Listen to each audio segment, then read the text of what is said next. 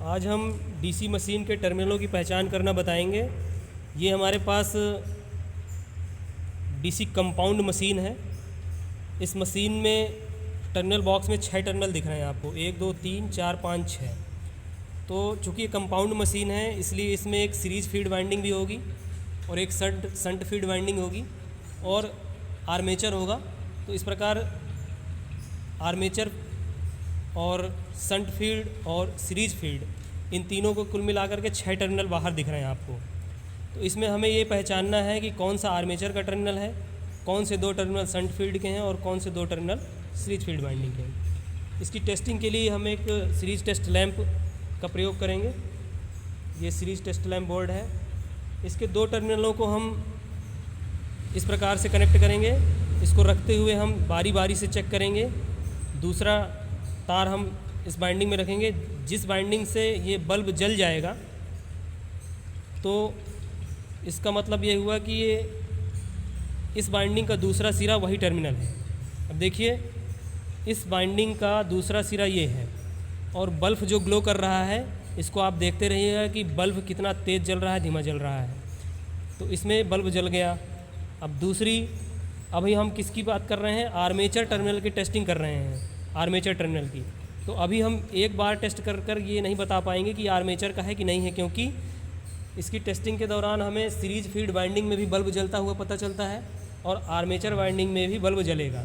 तो अभी हमने देखा कि ये जल रहा है। इसके बाद हम अन्य टर्मिनलों पे चेक करेंगे इसमें लगा करके, तो ये देखिए इसमें भी जल रहा है। तो अब आपको ये ध्यान देना है कि जिन 2 टर्मिनलों पर बल्ब ज़्यादा तेज़ ग्लो कर रहा है वो हमारी सीरीज फीड वाइंडिंग होगी।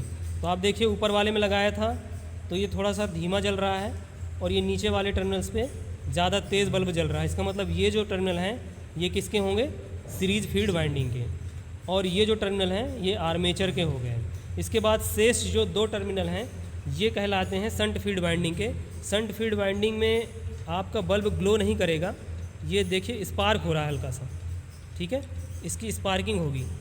संट फीड वाइंडिंग वह वाइंडिंग होगी जिस पर आपका बल्ब ग्लो नहीं करेगा, यहाँ पर स्पार्किंग होगी। स्पार्किंग क्यों होती है? क्योंकि संट फीड वाइंडिंग का जो रेजिस्टेंस होता है बहुत अधिक होता है, पतले विद्युत रोधी तांबे के तार से बनी होती है।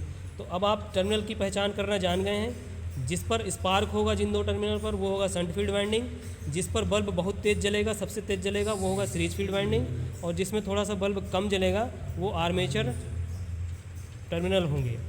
कई बार क्या होता है कि बल्ब का ग्लो आप समझ नहीं पाते हैं कि इसमें तेज़ जल रहा है कि इसमें तेज़ जल रहा है। तो उसको टेस्ट करने के लिए हम ध्यान देते हैं कि आर्मेचर के जो वाइंडिंग के टर्मिनल हैं वो इसके कार्बन ब्रश से जुड़े होते हैं। ये कार्बन ब्रश है जो कि कम्यूटेटर पे लगा होता है। ये मैं कार्बन ब्रश निकाल के दिखाता हूँ, ये कार्बन ब्रश है, ठीक है।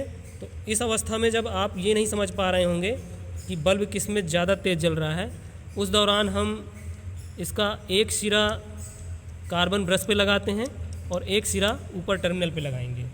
तो जहाँ पर बल्ब ग्लो हो जाएगा वहाँ पर समझ जाएंगे कि वो टर्मिनल आर्मेचर का है। मान लीजिए हमने यहाँ से लगाया और ये एक टर्मिनल यहाँ पर कार्बन ब्रश पे लगा रहे हैं तो बल्ब नहीं ग्लो हो रहा है। फिर हमने यहाँ पे चेक किया, नहीं हो रहा है, इसमें भी नहीं हो रहा है, इसमें भी नहीं हो रहा है। ये तभी जलेगा जब आप आर्मेचर टर्मिनल पर ये कॉन्टैक्ट करेंगे। जैसे इसमें रखेंगे, देखिए ये जल गया, इसका मतलब ये आर्मेचर का सिरा है, आर्मेचर वाइंडिंग का, ये देखिए, ठीक है।